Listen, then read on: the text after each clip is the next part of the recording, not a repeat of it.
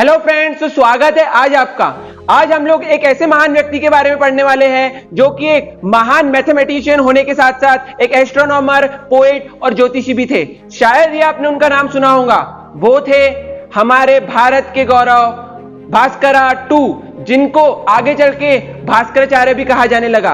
भास्कराचार्य, आचार्य का मतलब होता है जो शिक्षा को पहले अपने आचरण में ग्रहण करे फिर ही दूसरों को सिखाए। ऐसे ही व्यक्ति को हम लोग आचार्य कहते हैं और सही में भास्कराचार्य आचार्य कहलाने के लायक भी है। और इनका जन्म 12वीं शताब्दी यानी कि 1114 में कर्नाटक के एक बहुत ही ऐतिहासिक स्थान जिसको आज हम लोग बीजापुर के नाम से जानते हैं, वहां पे इनका जन्म हुआ। इनके पिताजी का नाम महेश्वराचार्य था। इनके पिताजी जो थे इनके प्रथम गुरु थे। वो कहते हैं कि उनके पिताजी से ही उन्हें गणित का और बहुत सारी चीजों का ज्ञान मिला है। तो वो हमेशा यही कहते हैं कि उनके पिताजी जो थे उनके पहले गुरु थे। उनका जन्म देशाष्ट्र ब्राह्मण कम्युनिटी में हुआ था, जिसके अधिकतर लोग राजा के दरबार में विद्वान कहलाए जाते थे। भास्कराचार्य की दो संतानें भी थी, जिनका नाम था लीलावती और दूसरे का नाम था लोक समुद्र। अगर हम लोग बात करें लीलावती की, तो लीलावती उनकी बहुत ही प्यारी बेटी थी, बहुत ही प्रिय पुत्री थी। उसके जीवन से एक घटना मुझे याद आती है। एक बार की बात है, जब लीलावती का जन्म हुआ तब भास्कराचार्य को पता चला कि उसकी पुत्री जो है उसका वैवाहिक जीवन अच्छा नहीं होने वाला है। तब उसने ऐसे क्षण में अपने बेटी का विवाह करने का सोचा जिस समय उसके बेटी का अगर विवाह संपन्न होता है तो उसकी पुत्री हमेशा सुखी रहेंगी। और उस चीज के लिए, उस समय के लिए उन्होंने एक जल घड़ी बनाई। जल घड़ी यानी कि वाटर वॉच, जिसके माध्यम से उन्होंने ऐसा समय निश्चित किया जिस समय में उसके पुत्री का विवाह होने वाला था। पर दुर्भाग्यवश वह समय भी चूक गया और उसके पुत्री का विवाह नहीं हो पाया, जिसकी वजह से वो बहुत निराश हो गए, बहुत दुखी हो गए। और उस दिन उन्होंने अपनी बेटी से कहा, पुत्री दुखी मत हो, मैं तुम्हारे नाम से एक ऐसा ग्रंथ लिखूंगा जिसे पढ़कर लोग सदियों तक तुम्हें याद रखेंगे और तुम अमर हो जाओगी। और फिर उन्होंने एट द एज ऑफ 36 उन्होंने एक ऐसे ग्रंथ का निर्माण किया जिसको आज हम लोग सिद्धांत शिरोमणि नाम से जानते हैं। सिद्धांत शिरोमणि ग्रंथ को 4 भाग में विभाजित किया गया है। पहला है लीलावती, दूसरा है बीजगणित, तीसरा है ग्रह विज्ञान और चौथा है गोलाध्याय। तो बात करें लीलावती के बारे में, तो लीलावती उनके पुत्री पर लिखा हुआ एक ऐसा ग्रंथ है जिसको पढ़कर आपके होश उड़ जाएंगे। उस ग्रंथ में उन्होंने बहुत ही सिंपल तरीके से और बहुत ही प्लेफुल मैनर में रियल वर्ल्ड प्रॉब्लम्स को पेश किया है। और साथ साथ अगर बात की जाए तो इस लीलावती में जितनी भी चीजें उन्होंने बताई है वो सब की सब मैथमेटिक्स की उच्च ब्रांच से रिलेटेड है, जिसको आज हम लोग अरिथमेटिक या फिर अंकगणित कहते हैं। इनमें उन्होंने पूरे के पूरे रियल वर्ल्ड प्रॉब्लम्स को डिस्कस किया है और इस तरीके से डिस्कस किया है कि अगर आप उसको पढ़ोगे तो आपके होश उड़ जाएंगे। और इसी लीलावती भाग में उन्होंने एक ऐसी चीज को इंट्रोड्यूस किया जिसको आज हम लोग इन्फिनिटी के नाम से जानते हैं। उन्होंने ये बताया यदि किसी भी संख्या को अगर हम लोग 0 से डिवाइड करते हैं तो उसका आंसर यानी कि उसका मान जो होता है वो रहता है इन्फिनिटी। इन्फिनिटी यानी अनंत होता है। उन्होंने इस चीज को बहुत ही रोचक ढंग से पेश किए हैं अपने पुस्तक में। अगर हम लोग इस चीज को नेट पे सर्च करेंगे और पूछेंगे कि किस व्यक्ति ने इन्फिनिटी की खोज की है, तो आपको वहां पर नाम दिखाएगा जॉन वेलिस, जो कि एक अंग्रेज है। और ये अंग्रेज भास्कराचार्य के बहुत बाद हुआ है। तो देखिए, इससे हमें पता चलता है कि जो अंग्रेज थे, जो ब्रिटिशर्स थे, उन्होंने हमारा ही ज्ञान हमसे छुपा कर रखा और हमारी भारतीय संस्कृति से और हमारे भारतीय संस्कृति के ज्ञान से हमें दूर रखा। और साथ साथ लीलावती में उन्होंने एक और चीज बताई कि किसी भी पॉजिटिव नंबर के स्क्वायर रूट्स की 2 वैल्यूज होती है। एक पॉजिटिव स्क्वायर रूट की या तो पॉजिटिव वैल्यू होंगी या तो निगेटिव वैल्यू होंगी। आज हम लोग इसका यूज तो करते हैं पर हमें पता नहीं है कि किस विद्वान ने इसकी खोज की थी और हम लोग अंग्रेजों को ये श्रेय देख के बैठ जाते हैं। पर बेटा, ये सभी चीजें हमारे भारत में कईयों साल पहले हमारे संस्कृति में, हमारे वेदों में लिखी हुई है। और अगर बीजगणित में उनके योगदान की बात करें तो हमको पता चलेगा उन्होंने क्वाड्रेटिक इक्वेशंस को लेकर, अरिथमेटिक प्रोग्रेशंस को लेकर, हर चीज को लेकर उन्होंने ऐसे ऐसे नियम अप्लाई किए, ऐसे ऐसे नियमों की खोज की जिसको आज हम लोग देख भी नहीं पाते हैं। और कुछ तो ऐसे नियम थे जो कि 18वीं शताब्दी तक आने तक भी किसी वैज्ञानिक को, किसी भी मैथमेटिशियन को नहीं पता था और वो चीजें उन्होंने 12वीं शताब्दी में खोज लिए थे। फिर बात करते हैं हम ग्रह विज्ञान की। तो ग्रह विज्ञान में उन्होंने प्लैनेट्स की जानकारी दी है, जिसमें उन्होंने ये बताया कि जो सूर्य है वो हमारे सौर मंडल के सेंटर में रहता है और पूरे ग्रह पृथ्वी के साथ साथ पूरे ग्रह उसकी परिक्रमा करते हैं। और अगर आप लोग इस चीज को नेट पे सर्च करोगे कि सबसे पहले किसने बताया, तो आपको पता चलेगा निकोलास कोपरनिकस। यानी कि एक अंग्रेज। पर मैं आपको ये बता दूं कि अंग्रेज से भी पहले हमारे भारत में इसकी खोज हो चुकी थी और इसका पता चल गया था। पर अंग्रेजों ने हमसे ये ज्ञान छुपाया, वो हमारे पूरे के पूरी वेद लेकर चले गए और बाद में उन्होंने पूरा का पूरा श्रेय ले लिया और बिल्कुल भी हमारे भारतीय गणितज्ञ को श्रेय नहीं लेने दिया। फिर हम लोग बात करते हैं गोला अध्याय यानी कि द स्टडी ऑफ स्फीयर्स।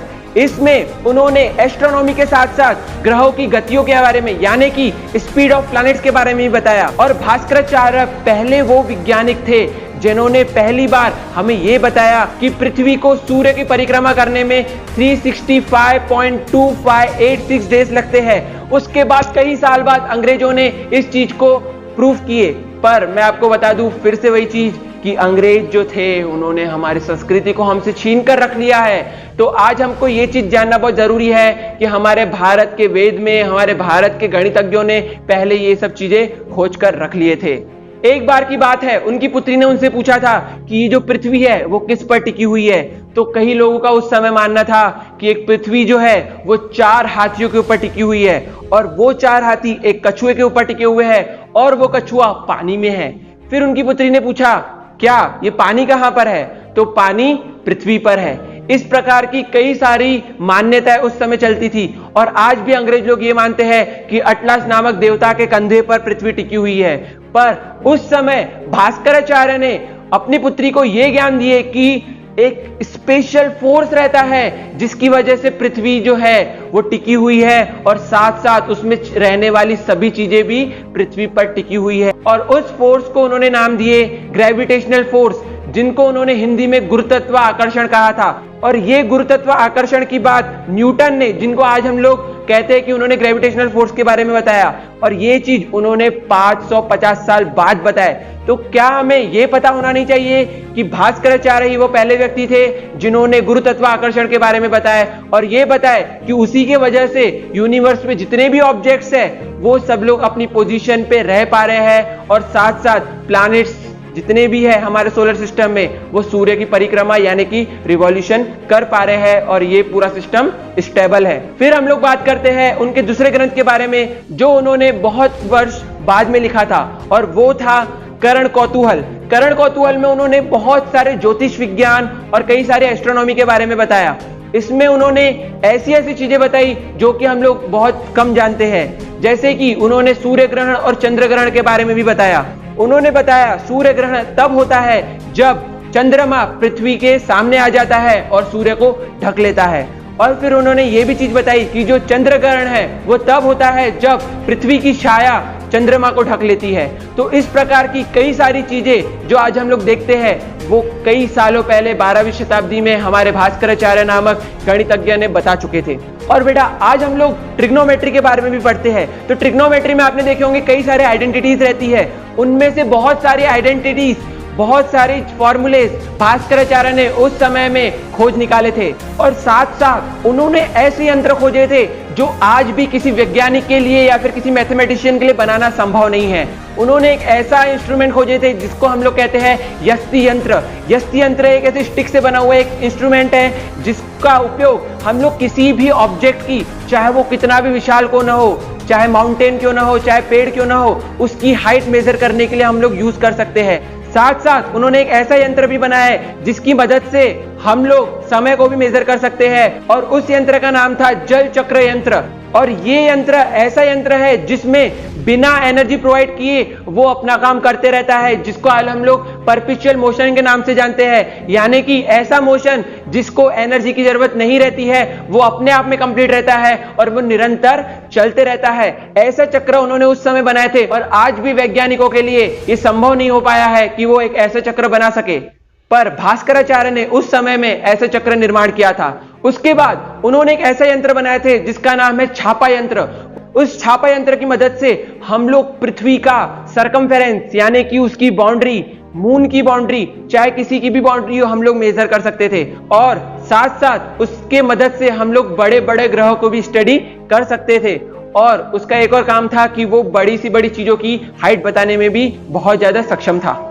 और उन्होंने साथ ही एक गोल चक्र नाम का भी यंत्र बनाया था जो कि स्टार्स की पोजीशन बताने में हमें बहुत ज्यादा हेल्प करता था। तो इस तरीके से हमारे महान भास्कराचार्य के बारे में हमें इतिहास नहीं बता रहा है। भास्कराचार्य के अलावा भी हमारे भारत में ऐसे कई सारे मैथमेटिशियन और वैज्ञानिक हुए हैं जिनके बारे में आज हमको नहीं पता है, जैसे आर्यभट्ट, वराहमिहिर, महावीर, लाला, बुद्धाना, श्रीधराचार्य और साथ ही ऐसे कई सारे वैज्ञानिक हुए हैं, कई सारे ऐसे मैथमेटिशियंस हुए हैं जिनके बारे में आज हमको नहीं बताया जाता है। आज हम लोग देखते हैं पाइथागोरस थ्योरम, आज हम लोग देखते हैं क्वाड्रेटिक इक्वेशंस, आज हम लोग देखते हैं पाई की वैल्यूज। तो ऐसी कई सारी खोजें भारत में पहले से ही हो चुकी थी। आज हम लोग जो पाई की वैल्यू देखते हैं वो पाई की वैल्यू तो सिर्फ हम लोग देखते हैं 3.14, पर 3.14 के बाद भी उसमें कई सारे डिजिट्स आते हैं और वो बहुत सारे डिजिट्स हमारे ग्रेट मैथमेटिशियन बुद्धाना ने बहुत पहले ही बताई जा चुकी थी। और साथ साथ आज हम लोग जो पाइथागोरस थ्योरम पढ़ते हैं, जो कि एक यूरोपियन मैथमेटिशियन पाइथागोरस ने दिया था, उसके बारे में भी बुद्धाना ने कईयों साल पहले बता दिया था कि a² + b² = c²। आज हम जिसको कंप्लीटिंग स्क्वायर मेथड के नाम से जानते हैं, वो चीज भी श्रीधराचार्य ने कईयों साल पहले बता दी थी। और जैसे कि आपको पता होगा, जीरो यानी कि शून्य की खोज भी हमारे भारतीय ने की थी, जिसका नाम आर्यभट्ट था। और इस तरह हमारे भारत के कई महान व्यक्तियों ने पूरे देश को ज्ञान का मंत्र दिया और ज्ञान प्रदान किया, पर आज हम लोग उनके बारे में भूल बैठे हैं। और मैं आपको एक और चीज बताना चाहूंगा कि भास्कर के नाम से भास्कर 2 नाम की सैटेलाइट इसरो ने 1981 में अर्थ के लोअर ऑर्बिट्स में भेजी थी, ताकि वो अर्थ में जितनी भी चीजें हैं उन सबको ऑब्जर्व कर सके और कई खोजें कर सके, जिससे कि आगे चल के हमें बहुत ज्यादा फायदा होने वाला है। आज मैं आपको एक ही चीज कहना चाहूंगा कि हमें उन महान व्यक्तियों के बारे में नहीं भूलना चाहिए जिन्होंने हमारे भारत देश को महान बनाया है। और साथ साथ मैं आपको एक और चीज बताऊंगा जो कि मुझे सीखने मिली है कि अगर किसी चीज को पूरी शिद्दत से चाहो तो पूरी कायनात उसे तुमसे मिलाने में लग जाती है। साथ साथ मैं आपको यह भी कहूंगा कि जो चीज आपको पसंद है वही करिए, ताकि आप भी एक महान साइंटिस्ट, महान वैज्ञानिक और महान व्यक्ति बन सके। तो यदि आपको लगता है कि ऐसे महान व्यक्ति के बारे में हर एक भारतीय को पता होना चाहिए, हर एक बच्चे को पता होना चाहिए, तो प्लीज इस वीडियो को अपने दोस्तों के साथ शेयर करना ना भूलें। धन्यवाद।